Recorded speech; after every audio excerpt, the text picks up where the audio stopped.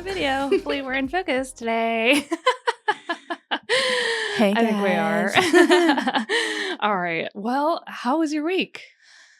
Oh, well, what has even happened? Oh, we went to Caleb's show. That was so fun. Oh my gosh, guys. If you don't know who Caleb is, which you should, because I feel like I talk about him a lot. Yeah. He is like the funniest person alive. I don't know. I just love him. He's everything to me. Yeah, it was like I haven't laughed that hard for so long. And like consecutive laughs for so long. Yes. It felt really good in my soul. Yes, it felt like I was just, I don't know, laughing the entire time. Yeah. Like there wasn't a thing he didn't say that I was like, oh, that's not really funny. No, Yeah. it was all funny. Yeah. And he's one of those people, I don't know, that just like everything he says is just so funny. He's so witty and so fast with like everything that he says. It's just like, I wish. I know. And so whenever I was telling Ian like who we were gonna go see, he had never heard of him, and he was Yes. like, okay, whatever, like didn't really like think too much of it. And I could tell he was kind of like a little bit like a little skepticism, I can never say that word, going into it. But then when we left, he was like, okay, yeah, he's really funny. I was like, yeah, I know. I was gonna ask you how he felt about it, because it's kind of, sometimes I feel weird bringing people to stuff that I'm not really sure how it's gonna go, and then I don't know how they're gonna feel about it. So sometimes I'm always thinking about like, oh, I hope they're having fun. Yeah. Like- No, we had a blast. It was so fun. Oh my gosh, I know. I was kicking my feet laughing. Like it was just the greatest thing. Like you guys, if you don't go to comedy shows or like listening to comedy podcasts, it is seriously the best thing for your soul, I think. We got to laugh sometimes. Yeah. And it's such an art that like I never really think about. Yes. And it's like, wow. Making people laugh is an art. And being able to be up there for 2.5 hours. 2.5 hours was crazy. Yeah. And like not. And I didn't even feel that long. Like, you know, when you're watching a movie, you're like, okay, when is it going to be over? Yeah. No, I was like, I need another hour. Yeah. And that's how I feel about his podcast in general, is I'm like, I need another hour with you guys. His podcast is called So True. And he kind of got most of his rise from the podcast, which is crazy because he's been doing it for like a year. Wow. Yeah. It's wild. So I don't know. I'm just That's like inspiring. I know it really is, because he was talking about like how he also started in like 2019. And it wasn't until like 2 years ago that he was like, oh, I can actually make money from this. And I was like, what? Yeah. It's just crazy to see someone like that talented say stuff like that. Yeah. I was very inspired by it, because I was like, oh my gosh, what?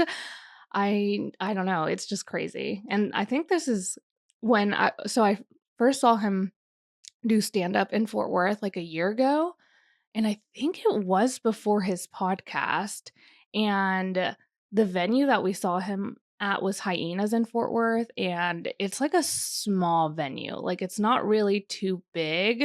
I would definitely not call it a theater. It's like definitely like a comedy club if you've ever been to one. Like it's not big. It's not a theater. It's not a stadium. Like it's small. Like people are like cramped in there.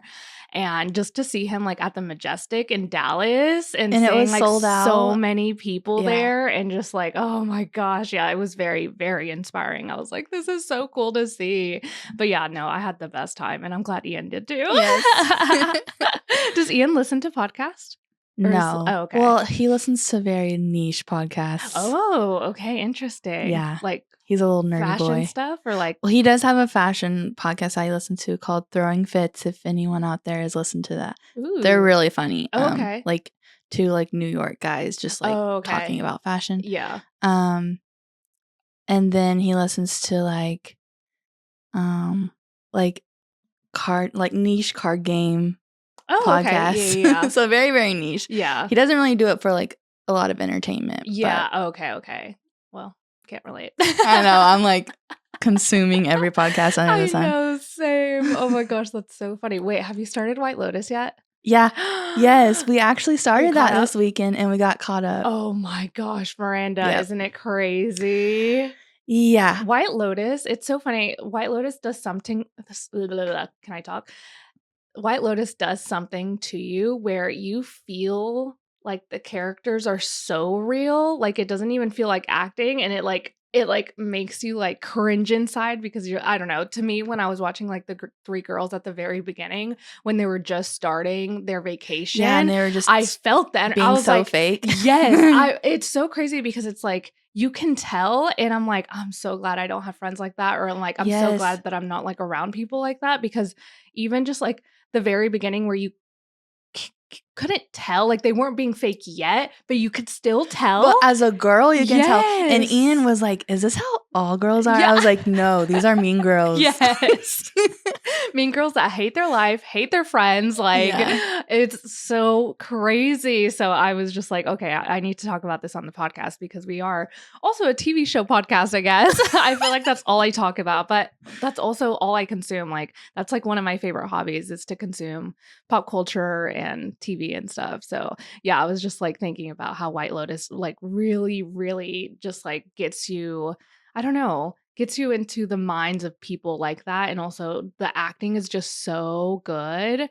I don't know. It's just something about the writing where it's like, how do they know that that's what happens? Because it's like, I don't know. I think of Hollywood and rich people not being like normal people, I guess. But like, I don't know. It's just wild to witness everything that goes on. And I love White Lotus because there's so many like storylines too. Yeah. So you get to like follow the one thing that I really hate about this season, and I don't know if it's just this season that I'm picking up on it or if the other 2 seasons are like this as well, but I don't remember watching, like I don't remember anything that really happened in the first 2 seasons. Yeah. But the B-roll shots give me the ick so hard, and I'm like, this is so annoying. Like, can we stop? It's like it's like they don't know how to transition from one storyline to the next. And so it's just like random B-roll shots of like monkeys. And I'm like, can we stop? Yeah, I wonder. I don't feel like I felt that the last 2 seasons, but they also kind of changed a lot this season. Did they change like the way they shot it a little bit? I think so. And even like a little bit of the camera is a lot more what's it called? There's a lot more like bokeh like and I don't know if I love that. I hate the B-roll. Like every time there's like a B-roll, Ian's like, "Oh, another B-roll shot that Miranda hates." I'm like, "Yeah." I wonder. Well, they TV shows now have been starting podcasts to go along with the new season because Severance did it, and then I noticed that White Lotus is doing it too. Oh, really? But I'm not really digging too deep into White Lotus, but I wonder if there's like a reason for it because it feels like there should be a reason, but if there's not, then that's really weird.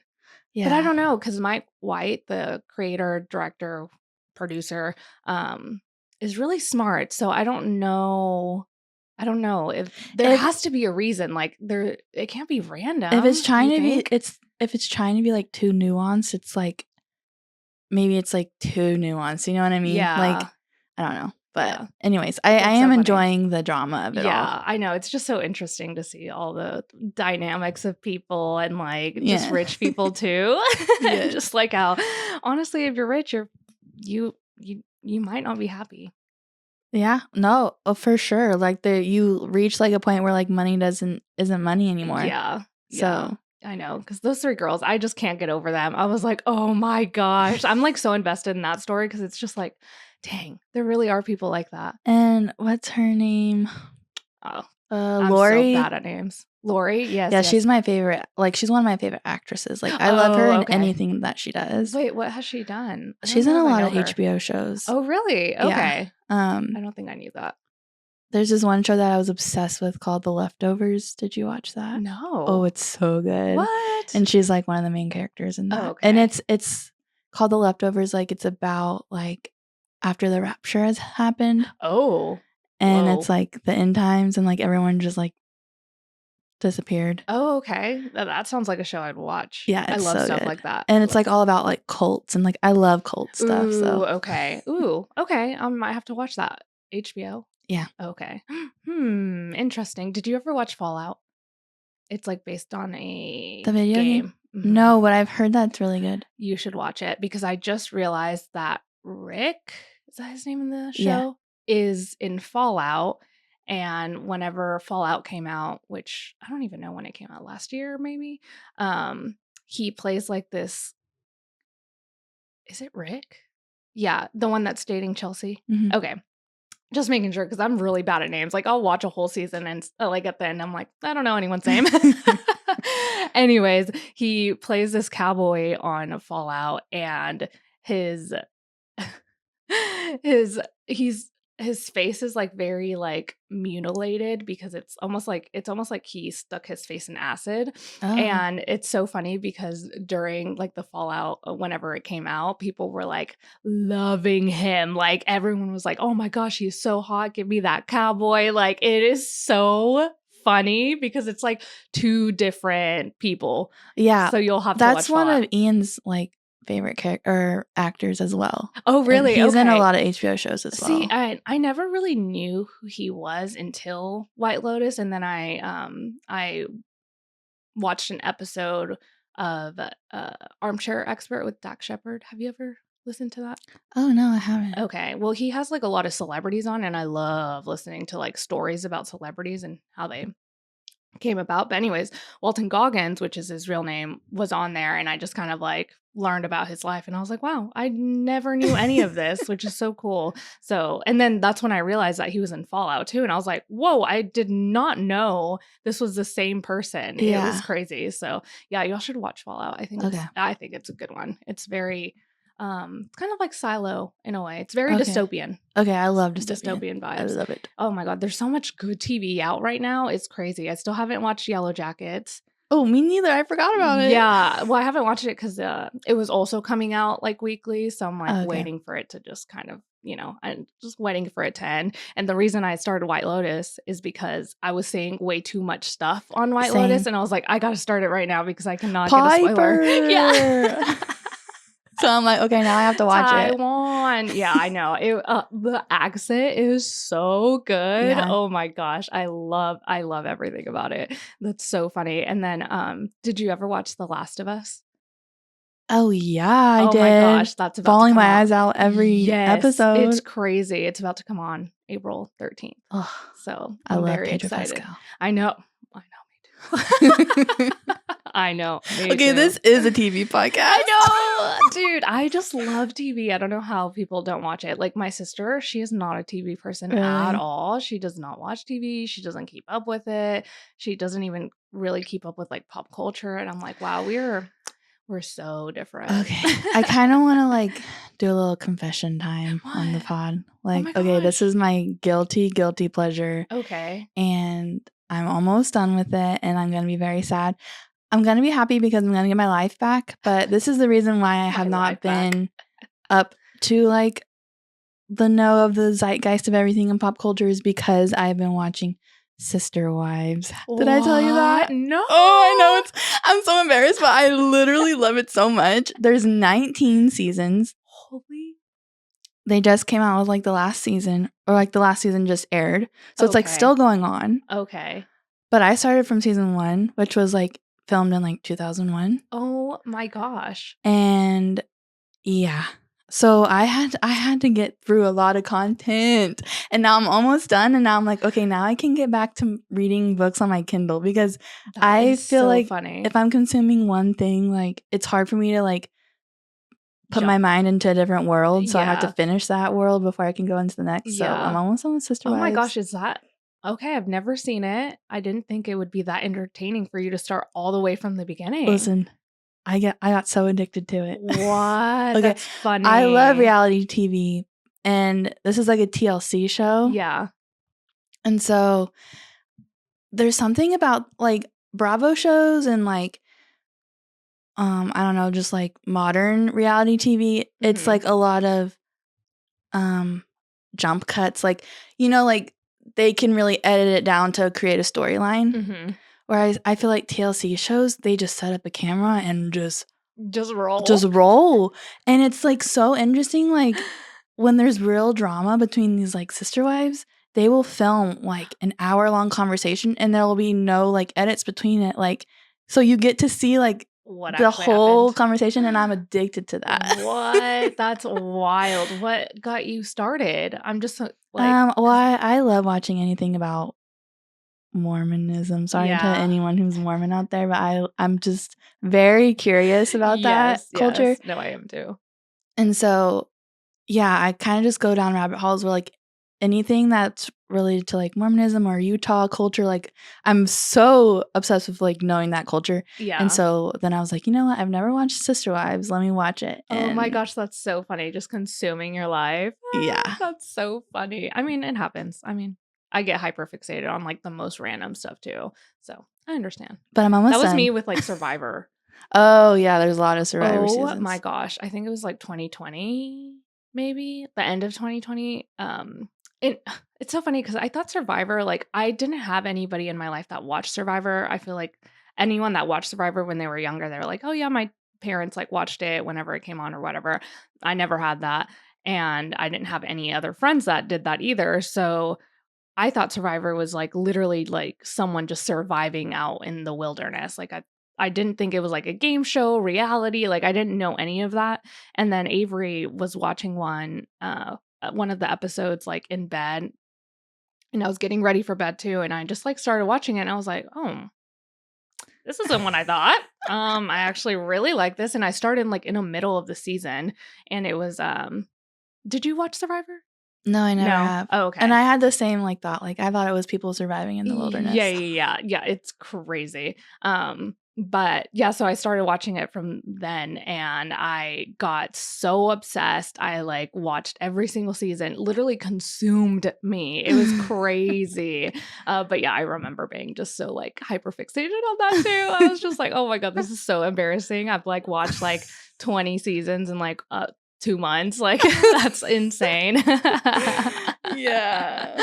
It's so funny though. Whatever. It's fine. Anything else? Anything else that we haven't talked about? We both had weddings. Had a wedding in Lubbock. We did. And it was so nice, so simple. The chillest bride, chillest couple, like Good. just ideal clients. I was like, this is amazing. I It's know. just so nice. Yeah, like the wedding. I was second shooting for my friend Mia, and it was like such an easy day where I was like, am I even working? Like it just felt like I was sleeping. Yeah. And I was like, this is the easiest thing I've ever done. Yeah, same. It was just so easy. And they had like a small wedding party too. So that was really easy.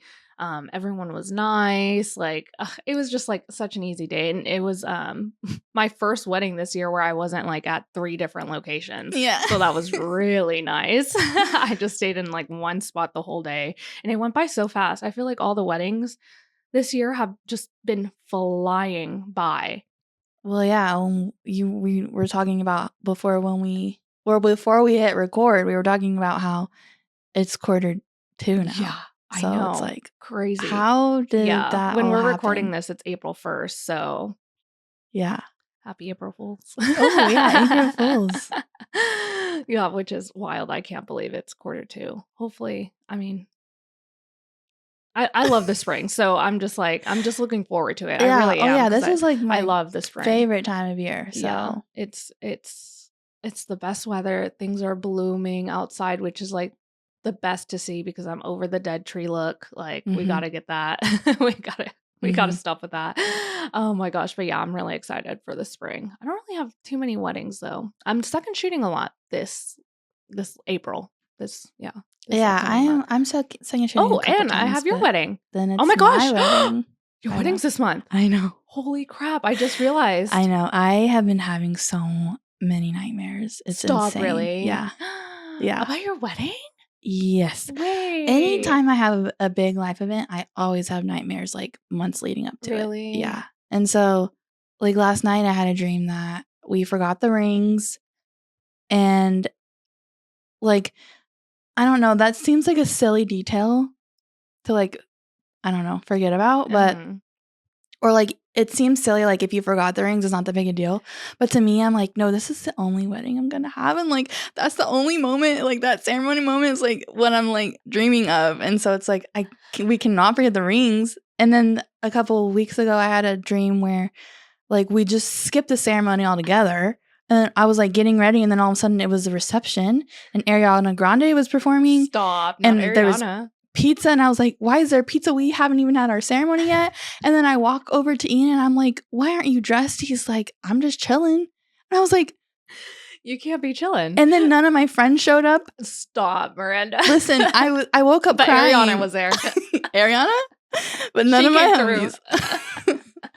Yeah. So I'm like over this like anxiety nightmare stuff. I know. I get really bad anxiety nightmares too. I used to get them a lot when I was in school and when I was serving.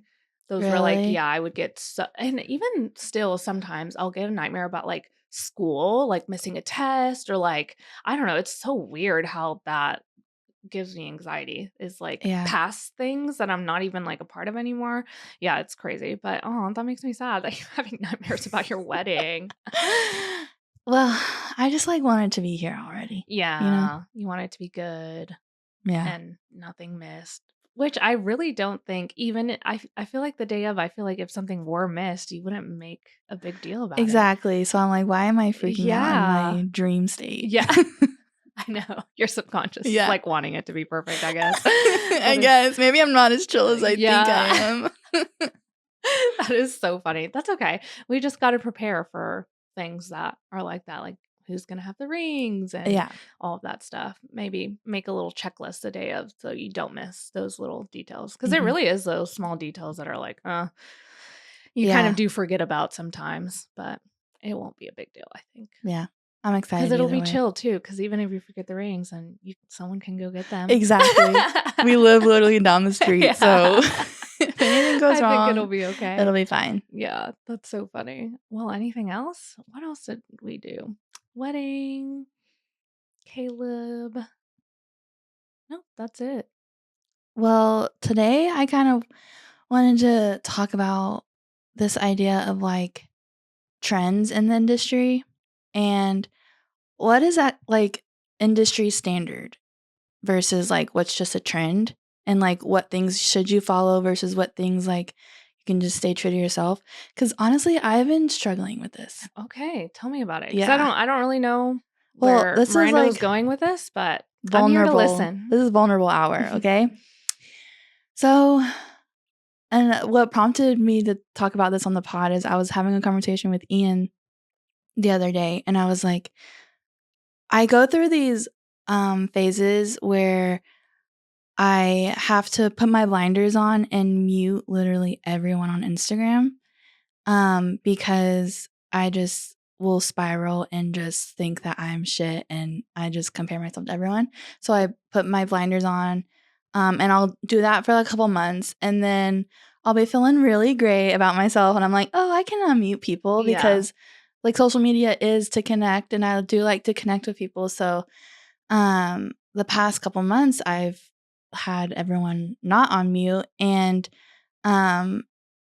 just like following photographers that are like on brides list or like, you know, on top lists and seeing what they're doing. And to me, it all looks very similar. And that's where I'm like, is this just industry standard? Like if you get to a point like in the market, like is this expected? Or is this just a trend that everyone's hopping on? And it's really hard for me to decipher between the two. How do you feel about that? Interesting. I've never really thought about it until you're bringing it up because I am the type of person that keeps my blinders on, like even without mute or even I never see people as like, if they're doing it, I should be doing it. Cause I'm always, I mean, we preach it all the time. I'm like, just be you. Well, for the trend, I don't think that's a trend because honestly, I've been seeing it since I started photography. And I think maybe we're seeing it a little bit more because we are like going up like a level in like the industry. And so maybe that's why we're seeing it more or that the photographers that you're seeing are also up leveling. So you're seeing it more too. So I guess what I also wanted to say is like, I guess, does it matter if it's a trend or if it's not? Yeah, well, I think when it boils down to it, the only thing that, because then me and Ian were talking, we're like, well, what is like your artistic style versus what is industry standard? And I feel like the industry standard is obviously like the client experience, how you treat people, how you run your business, that Yes. kind of stuff. And then I feel like with artistic expression, it really kind of boils down to like editing. And I feel like that's where I get caught up is like, is this editing trend the standard now in the industry that everyone's trying to meet? Or is it just trendy? And so that's where I'm like, because I'm thinking about like planners that I want to work with, and I'm like, are they expecting me to edit a certain way, or you know what I mean? And so I get like tripped up in that like downward spiral of like, oh no, I have to conform, which I know is not true. And I know there's a lot of examples in the industry of people doing their own thing and being very successful at it. But then we started talking about how a lot of those editing trends are like in print. And so like that's what's getting featured. And so I feel like What are maybe you that talking about when you're saying like editing trend? Like literally like the colors? Yeah, like the colors, like the way like everything kind of looks very like I don't know, it's just a very specific style. Like it's kind of like soft and like ethereal kind of. Okay. If you know what I'm talking Yeah. about. And like a lot of the photographers that I look up to, they're all like editing like that. Okay. And so it makes me feel like I have to edit that way. If that makes sense. Okay. Okay. And so, but then like, and they're all like getting featured in like print, and it's very editorial. But then I have to think like, is my goal to get featured in those magazines? It's like, that's not really my goal. Yeah. So like, I have to take a step back and be like, what even is my goal, and why am I comparing it to other people's goals? That doesn't. Yeah. I know. Well, you kind of answered it for yourself. No, I did, because I've had some time to think about it. But yeah, no, that's true. Well, and yeah, I always think like with those types of photographers too that are always constantly getting on lists, it's also because of the weddings and the planners that they're associating with. I don't think sometimes when you get to that point, I feel like the planner's doing most of the work and like wanting to get featured, or like their clients are wanting to get featured in whatever magazine. And so it's really not the photographer that's like, you know, probably. I'm just assuming here. I don't really know. I've never talked to anyone like that, but I'm assuming that it's just kind of like the photographer just takes the photos and the planner kind of does all of it, all of the work of like getting it featured and stuff like that. So I don't even know if it's the photographers that are doing that, but also I don't know if getting featured is really like the biggest end all be all either. Exactly. And I think that with branding, we still have to stand out somehow. And if you do conform, well, and that's fine too, like if you do want to conform or whatever, but I think staying true to you'll just last longer in the industry than trying to fit in for every single trend. I think people that stay true to who they are last a lot longer than people that are just like conforming right now to the trends and everything. So I think it's also like it's hard. This is when I get tripped up, is when I think about like who my client is. And yes, my clients are the couple, but like also my client is the planner. And so I always get tripped up of like, is this what the planner wants? Like, is the industry standard to produce a certain type of image for, you know, the planner so that they can get their wedding featured? And so then I'm like, are they even gonna want my photos? Like, oh my if I'm not gosh, conforming to this, like, spiraling. yeah, it's really bad. No, I think you shouldn't think about what the planner wants. Yeah. For the most part. Obviously, like there's some sort like if the client is the planner, then yeah, you know, you're gonna have to That's do a what's little hard. bit. But it's not. I wouldn't think of it in the artistic way of like photography. Like, yeah, you should answer their emails. Yeah, you should maybe do a few things for them like the day of, or capture like a few things for them. But I wouldn't do it in a way where it's like I have to conform my entire photography brand for a planner. Yeah, and Because then that just takes away your artistic eye, creativity, all that stuff, and then you just won't last long in the industry because then you'll just end up, you know, just not liking what you're doing. Yeah. So. And at the end of the day, like we're creating photos that are like wedding photos for a couple. Like these are their like only wedding photos. Exactly. And so I just think it's really easy to get caught up in the industry of it all, and like when you're trying to like compete with everyone and like go to the next step, and like you're like you just get very caught up on like how do I reach the next step? Well, at least I do. And so it's like it can be really like, I don't know, it can step you off course when you're trying to. It really can. Yeah, that's why with the branding episode too, it's like you always have to go back to your North Star. Is that what it is? You always have to go back to that, because if it's like not following that, then yeah, it's not going to work ever. Mm-hmm. Like, because even I think if you were to try to conform and try to get your photos liked by planners, everything like that, I just don't think it would end up working. Like, I don't feel like you would probably end up getting booked, and then you'd like spiral again and be like, well, I'm doing everything that I thought they wanted, but it's really what you should do, what you want to do, and not what anybody else. Even the client, sometimes it's like, well, I'm gonna do me.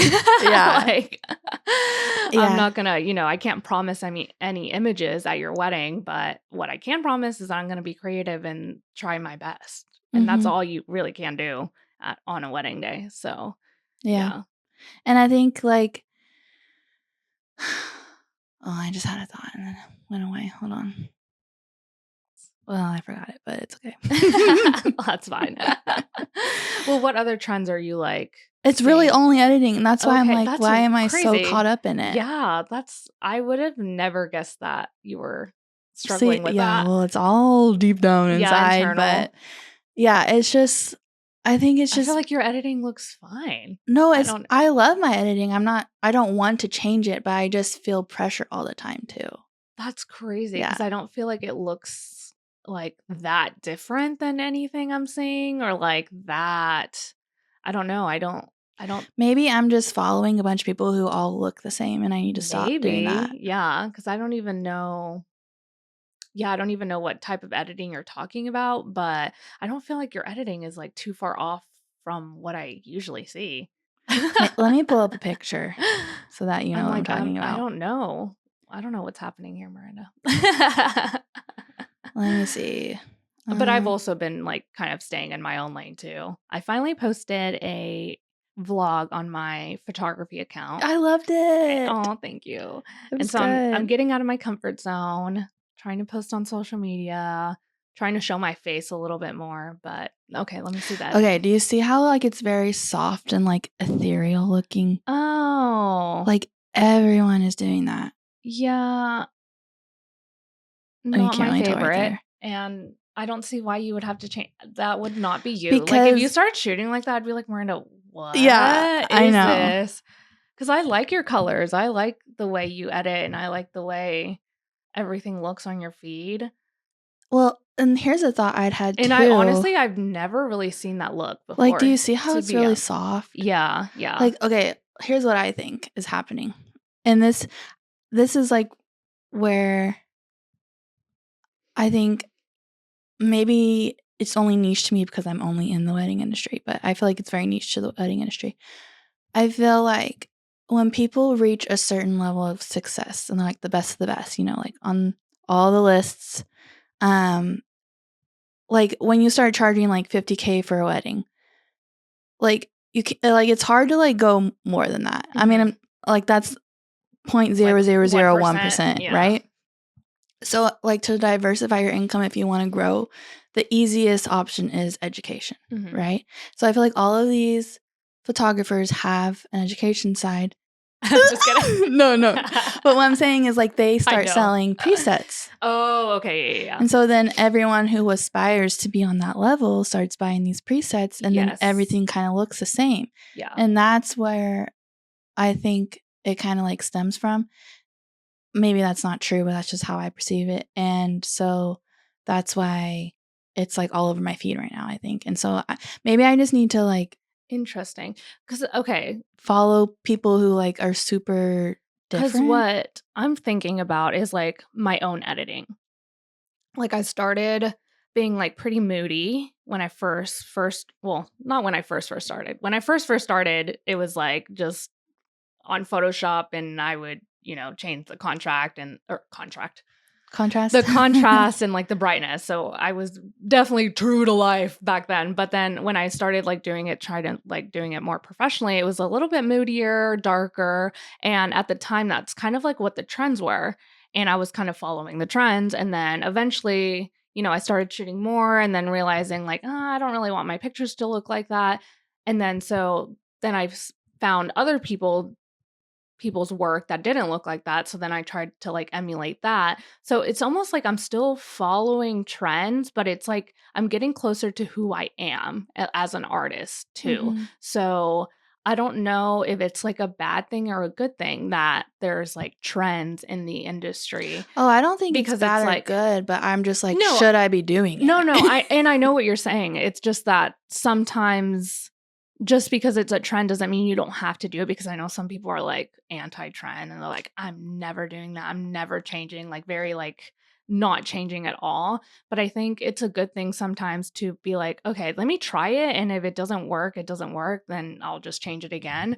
And I guess it is kind of a little harder in the wedding industry because I can't go from like editorial to like, I don't know, just like dark, moody adventure photographer.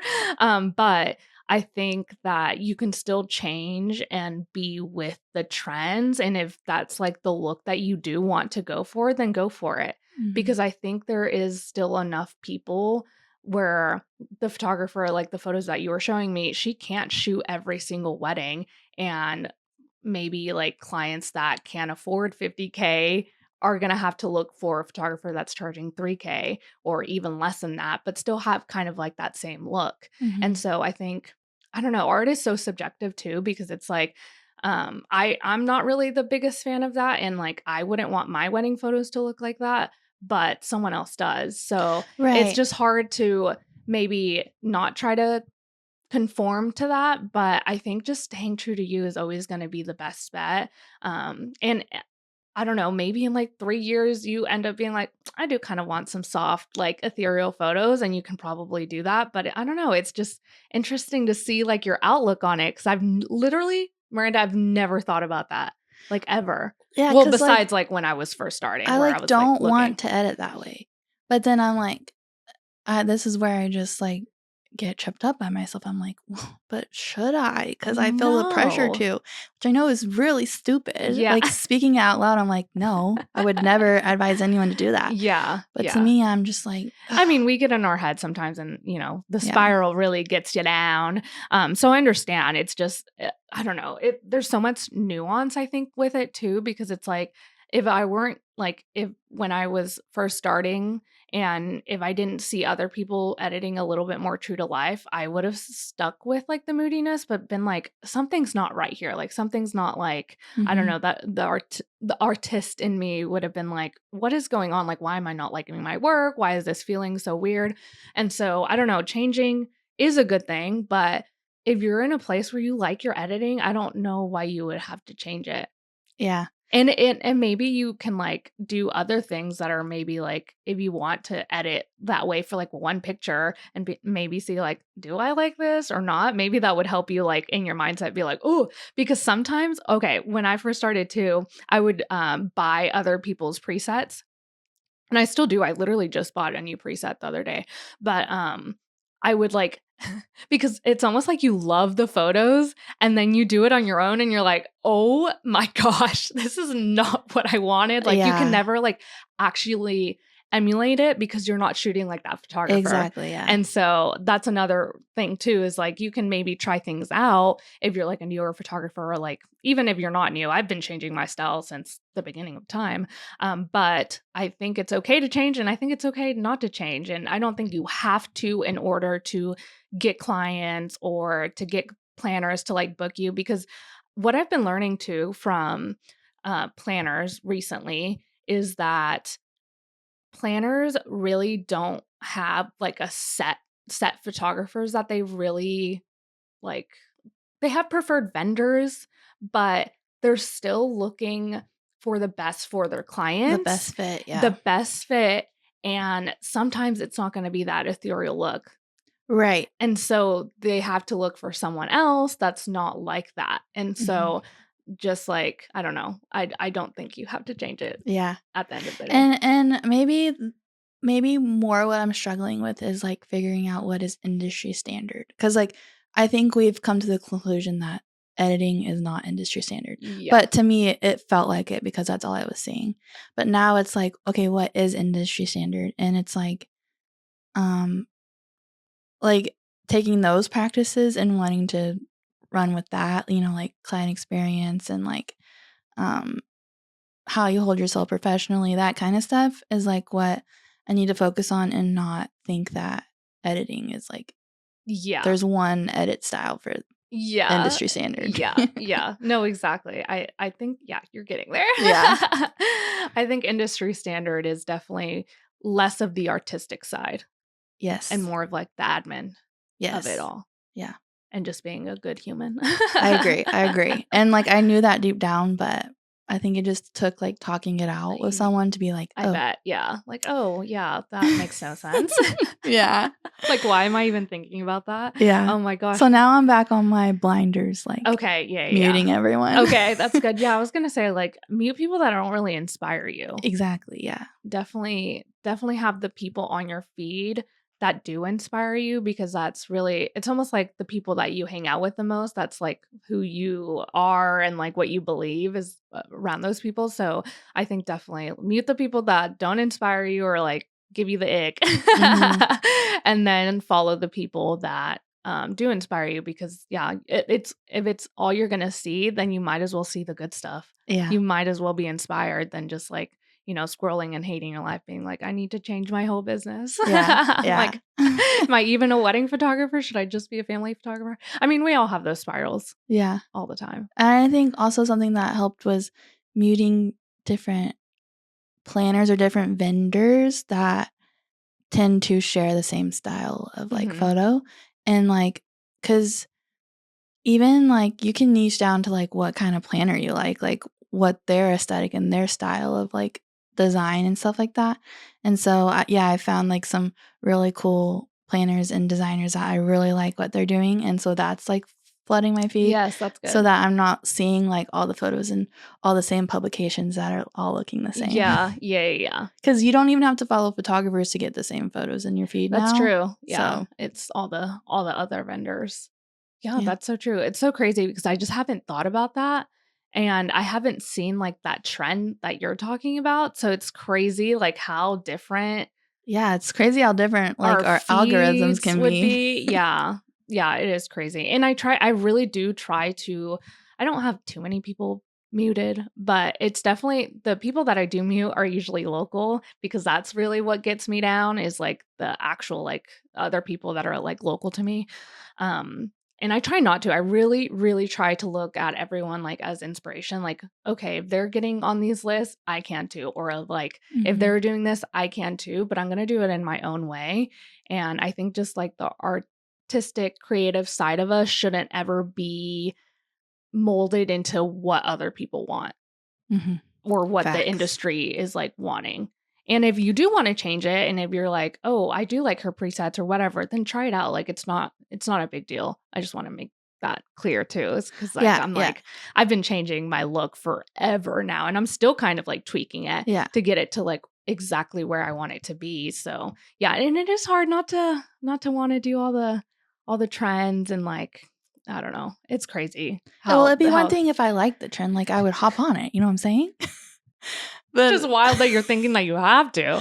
That's what I'm saying. I'm like, why do I feel this way? Yeah, it's like I know. So icky. So I need to cleanse my aura and mute everyone. Deep breaths. Yeah, we can do it. It's okay. Find inspiration through other things that are not Instagram. Yes. Okay. And then I also, are we done with this subject? Or are we okay? Let's move on. Okay. I beat it with the head. Wait, what's it called? Beat it like a dead horse. Miranda, we are the same person. I'm so bad with sayings. I will say it completely wrong, and I'm like, oh, you know how it goes. Yeah. And I'm like, wait, why are we talking about dead horses? Okay, anyways. Oh my gosh. Okay, so I had two thoughts that I wrote down in my notes because I wanted to talk to you about it.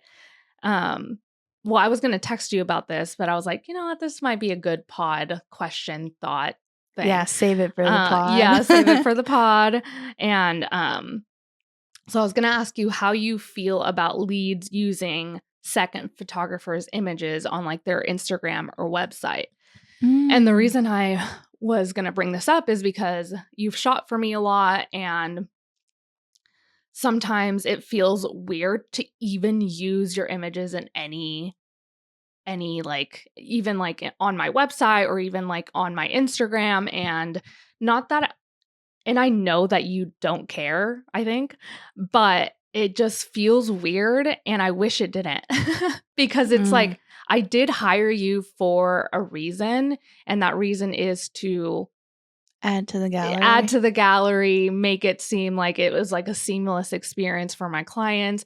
But on the contrary, on the opposite end of that, I've seen other photographers talk about how they are kind of like almost like eye rolling about leads using their photos too much, or like using it on their website or portfolio or whatever. And so I'm like, well, what are we supposed to do here? Like, I don't know. I don't know how to feel about that, because I don't care. Obviously, I don't care who uses my images for what, whatever. They hired me. That's how it goes. So I don't care, but I've heard other photographers kind of talk badly about it. I think you would just have to, I think every second is going to feel differently. So you just have to ask. But I mean, like, ultimately, like, you own the rights to that photo. But like, for me, I'm thinking about, like, if I have someone's, like, if you second shot for me and I felt like this one image really, like, portrayed my brand in a way that it would further the story that I'm trying to tell about to my clients, then I would be like, hey, would you mind if I use this photo? And you'd probably be like, yeah. But yeah, I don't see there's anything wrong with it, because like I said, it's like you are hiring that person as an extension of you. It's not like you are using photos from their wedding that you weren't even at. You know what I mean? That's like, they're kind of signing over, like, yeah, these are for you and your brand. Yeah. And it's like if you took a really like emotionally like intense photo of this one moment that was like really candid, and it spoke to like my brand, I think I would want to use it. Yeah.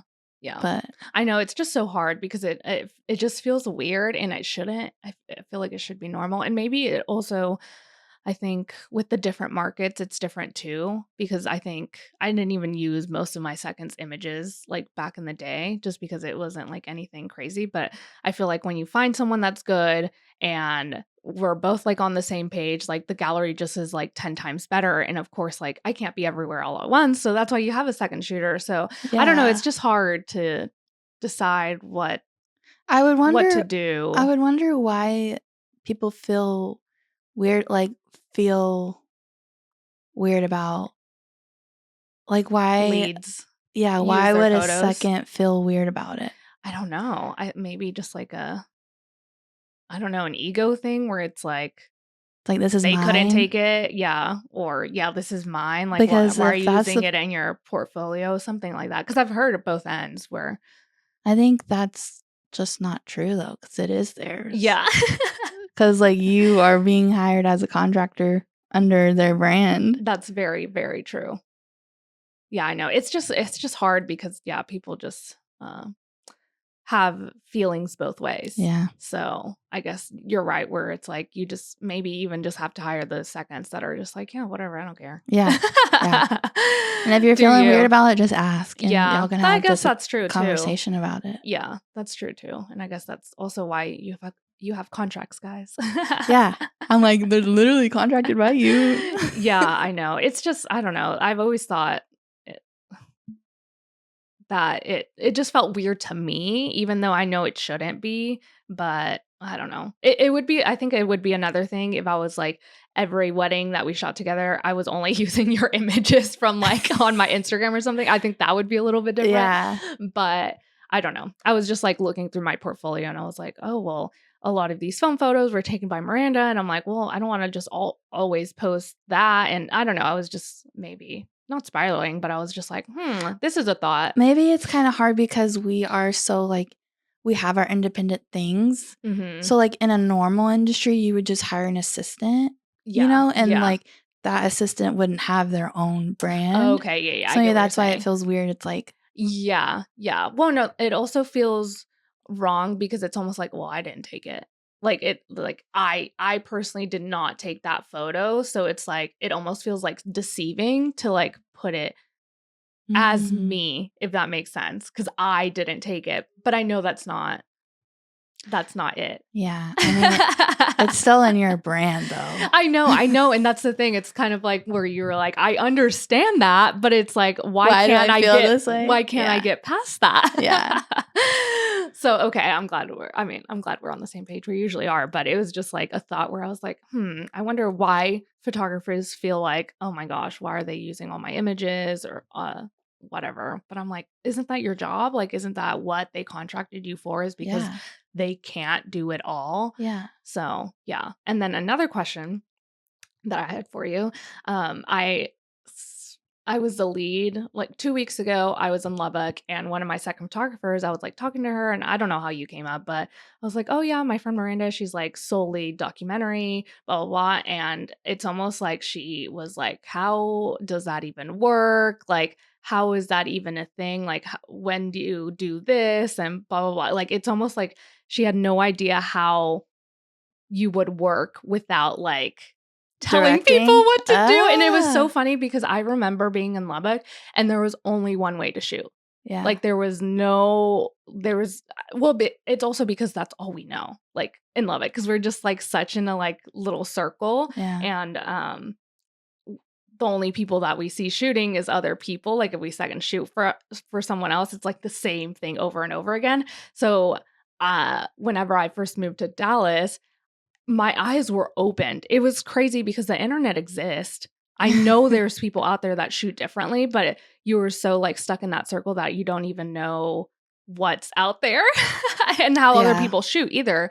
And so it was just funny to me because I was like, oh my gosh, people really don't know like how to not just stick to like the typical timeline of doing things. And I still use a timeline and I'm still doing that too. But it's just funny that she was like, well, when does this happen? Or like, what? Like, how is that even possible? Well, maybe there's a miscommunication. There's still a timeline and I'm still following the timeline, but there's no like time built into the timeline just for photos. If that makes sense. Mm-hmm. So I'm not like when I second shoot a lot, sometimes people are like, when it comes to those newlywed portraits, sometimes the lead shooter will be like, okay, if you have any ideas of like posing them, go for it.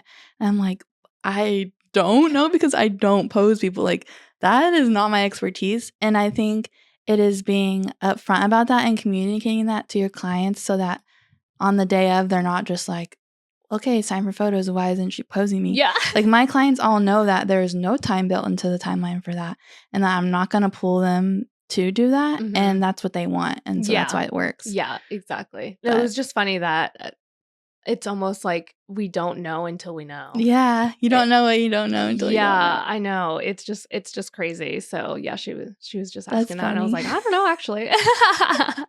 Well, it'll be fun because you're second shooting with me in New York, and so you'll see how it kind of works. I'm so excited, and I'm just so excited for that because my your client inquired with my sister, and so hopefully they book her, and it'll just be such a good time with all three of us. And I don't know, I'm really really looking forward to it. I haven't been to New York in years, and years. So, it'll be fun. I'm really excited. I know, I'm really excited too. Oh my gosh. Okay, well, is there anything else? Let me see. I don't know if we had anything else. Oh, we finally both signed up for WIPA. WIPA, yes. Yeah, so we're gonna be networking this year. Yeah. We'll see how it goes. About it. Yeah, we'll definitely have to talk about it on the podcast whenever we go to our first event, which I think May? It's in May, yeah. Probably. I think May 6th. Okay, yeah. So that'll be really, really good to talk about and just see what the experience is because I don't know. I've never really been to too many networking events. And even when I did, I was not networking.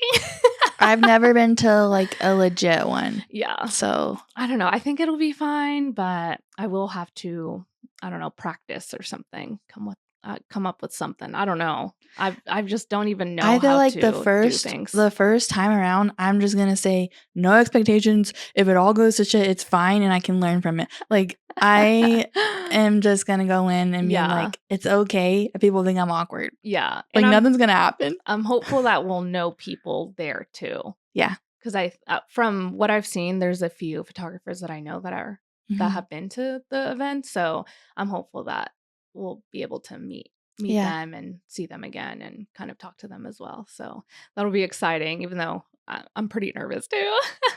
Yeah. Oh my gosh. What? I just realized we haven't done anything for a book club. I was hoping you weren't gonna ever bring it up. Miranda, I have not been reading. Just come to my head? I'm like 50%. Listen, I can't. That book is so boring. I can't. Funny. I was just hoping you'd never like remember about it, and I'd be like, "What book club? What? What happened? Oh my gosh! Have you been reading that book?" I was like 50% done with it, and then I just I obviously forgot that it even existed, that we even had a book club. Wow, I need to write that down. Yeah. Okay. Well, let's just try to finish it, and then we'll make a podcast about it, and then move on to the next book. Okay. Because I think it'll be easier to finish if we just finish it, and it'll be fine. Oh my gosh, I can't believe I just remembered that.